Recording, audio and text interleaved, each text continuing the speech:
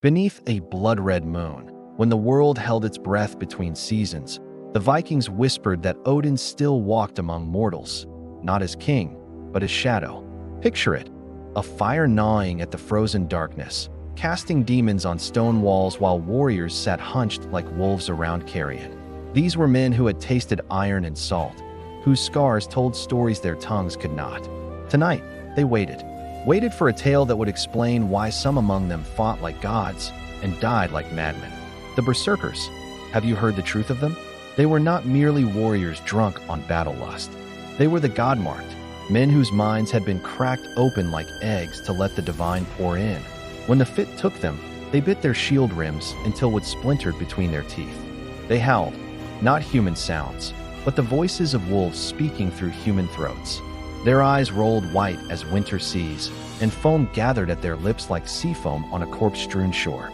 Imagine facing such a thing in battle. The Berserker comes at you sideways, like lightning, his axe singing death songs in the air. His body moves wrong, too fast, too fluid, as if his bones have been replaced with wind and fury. Behind his eyes, you glimpse something vast and hungry watching you through mortal flesh. Would you stand your ground? Or would your bowels turn to water as you realize you face not a man, but a walking storm wrapped in skin? One such storm-bearer was Eirik the Black, called so not for his hair, which gleamed copper in firelight, but for the shadow that clung to him even at noon. His rage was legend from Iceland to Miklagard. His scars mapped every battle from the Whale Road to the rivers of Gardariki, each mark a prayer written in flesh. But the sagas spoke little of what came after. They did not tell of how Eirik would sit alone when the blood-drunk fury faded, staring at his hands as if they belonged to someone else. They did not sing of how he trembled in the silence that followed screaming, or how he searched the sky like a lost child seeking his father's face. "Why do you watch the ravens, brother?" Gunnar asked him once, finding Eirik motionless as carved stone while the warband celebrated their latest victory. Eirik's voice came like winter wind through bare branches. "Because they watch me first." Odin, the gallows god, the one-eyed seeker of wisdom who traded his sight for sight, his comfort for knowledge of what was, what is, and what must come to pass. They said he chose the Berserkers personally, touching their minds with raven's wings until divine madness nested there like parasites made of starlight. In their fury, these chosen ones saw through the Allfather's remaining eye, witnessed not just the battle before them, but battles yet to be fought, deaths yet to be died.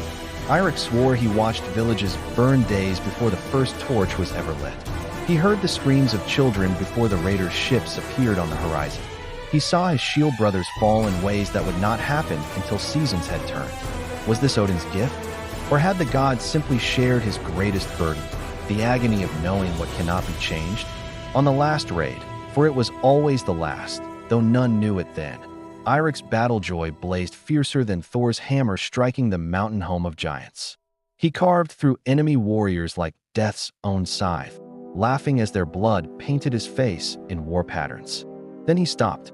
Mid-strike, his bearded axe raised high, death frozen in his muscled arm. The enemy warriors stared up at him, confusion and terror warring in their faces. But Eirik saw what they could not. Behind each man stood a great wolf, golden-eyed and smoke-breathed, patient as winter and twice as merciless. He knew those wolves. He had seen them in dreams that were not dreams, padding silently behind every soul marked for Valhalla's benches. The axe fell from nerveless fingers. "Fight, Eirik," his shield brothers howled, their own fury building toward the killing peak. The battle joy calls, but Eirik only whispered words that cut deeper than any blade. "It's already over." In that heartbeat of hesitation, the enemy found their courage. They surged forward like a black tide, and Vikings fell like wheat before the scythe. Good men died because one man saw too much, too clearly. That night, around the funeral pyres, the surviving warriors turned on him like starving dogs. "You saw Odin's ravens and faltered," they spat. "The Allfather showed you victory, and you threw it away." But Eirik sat apart from their accusations, his hands shaking as if palsy had taken him.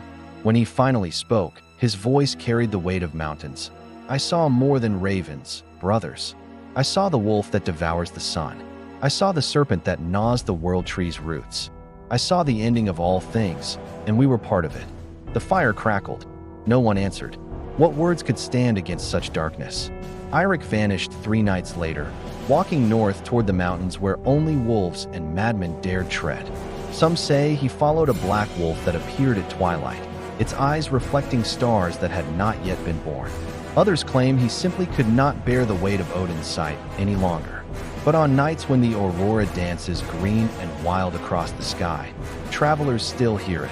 A howl that is almost human, almost beast, drifting down from the high places where snow never melts. The sound carries in it all the loneliness of seeing too far, of knowing too much. The wolf and the man, forever chasing shadows of what was and what will be. So here, while the fire burns low and shadows grow long, I leave you with this riddle. If a god offered to crack open your skull and pour in the light of true sight, if you could see the threads that bind all fates, witness every death before it comes to pass, know the exact moment when everything you love will turn to ash, would you drink from that cup? Would you call such knowledge a blessing? Or would you understand, too late, that some gifts are really chains, and some visions are prisons built from starlight and sorrow? The Berserkers knew. In their final moments, when the battle madness left them shaking and hollow, they knew. The question is, do you want to know what they learned? The fire crackles, the shadows wait, and somewhere in the darkness, ravens are laughing.